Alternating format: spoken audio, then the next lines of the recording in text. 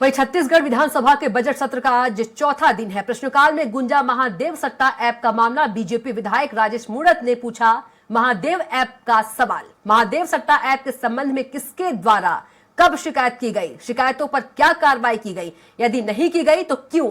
Rajesh Munat FIR के संबंध में भी जानकारी मांगी। डिप्टी सीएम विजय शर्मा ने जानकारी दी। जनवरी 2020 से नवंबर 2023 तक छत्तीसगढ़ में महादेव सट्टा ऐप की 28 शिकायतें प्राप्त हुई। इस मामले में कुल 90 अपराध पंजीबद्ध किए गए।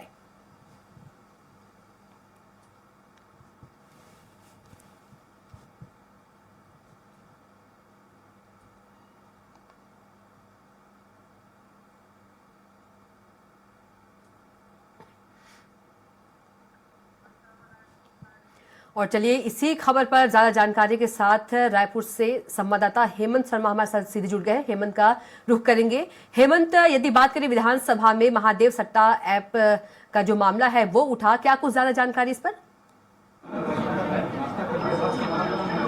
देखिए, छत्तीसगढ़ विधानसभा के बजट सत्र का चौथा दिन है और प्रश्नकाल में जो महादेव ऐप सट्टा मामला है उसकी गूंज सदन में गूंज यहाँ पर सुनाई दी। खासतौर पर बात की जाए तो बीजेपी के जो विधायक हैं राजेश मूणत, उन्होंने महादेव सट्टा ऐप को लेकर प्रश्न लगाया था और एफआईआर कितनी उसमें दर्ज हुई है, कितने लोगों की गिरफ्तारी हुई है, इस संबंध में उन्होंने सवाल पूछा गृह मंत्री विजय शर्मा से।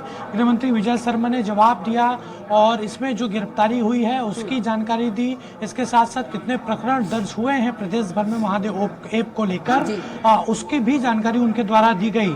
लेकिन जिस तरीके से ये मामला उठाया गया, साफ तौर पर बीजेपी के विधायक राजेश मूणत का कहना था कि इसका सीधा कनेक्शन दुबई से है। प्रदेश के युवाओं को इस गिरफ्त में लाया गया। कई बड़े अधिकारियों, व्यापारियों के इसमें नाम है। अलग अलग जिलों में युवाओं को निशाना बनाया गया और राजेश मूणत ने भी गंभीर बात कही कि इसमें जो राष्ट्रीय स्तर के लोग इन्वॉल्व हैं उनके खिलाफ कार्रवाई होनी चाहिए। इस पर जवाब आया गृह मंत्री का। उनका कहना था कि इसमें ऑलरेडी पहले से ही ईडी जांच कर रही है और नई जांच इसमें नहीं की जा सकती क्योंकि जो जांच है वो अंतिम चरण में है। कई तरह से जांच हो रही है।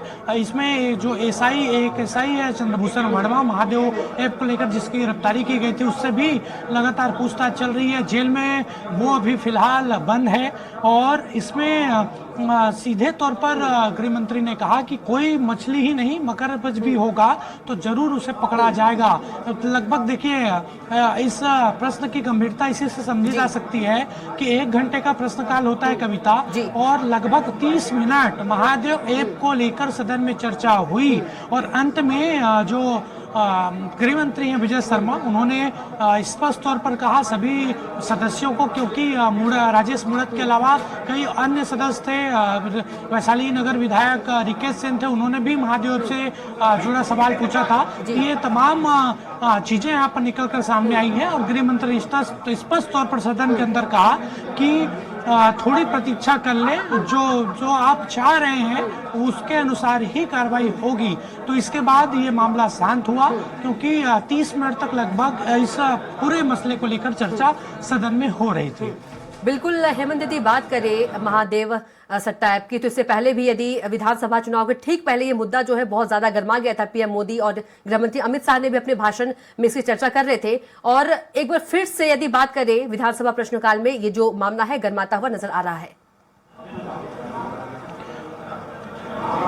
देखिए, विधानसभा चुनाव के दौरान जोर शोर से इस मामले को बीजेपी ने उठाया था। महादेव सट्टा ऐप को लेकर केंद्रीय गृह मंत्री ने भी चुनाव प्रचार के दौरान बात की थी। हमें देश के प्रधानमंत्री नरेंद्र मोदी जब चुनाव प्रचार पर आए थे तब भी उन्होंने ये बात कही थी। तो ये काफी गंभीर मसला था और चुनाव के अंदर ही दौरान ही काफी इसमें गहमा-गहमी देखने को मिली। आरोप प्रत्यारोप का दौर चला। पूर्व मुख्यमंत्री पर जिस तरीके से आरोप लगा था, तो ये मुद्दे को भुनाने की कोशिश भी की गई थी। उस मुद्दे में को भुनाने में सफल भी साबित हुई बीजेपी। और ये मामला चूंकि देखिए ईडी जांच कर रही है, कई नए तथ्य इसमें सामने आ रहे हैं और ये पहले से संभावना जताई जा रही थी कि इस विधानसभा के बजट सत्र में महादेव को लेकर निश्चित तौर पर बीजेपी के विधायक प्रश्न लगाएंगे। जी चलिए हेमंत, तमाम जानकारी के लिए आपका बहुत ही धन्यवाद।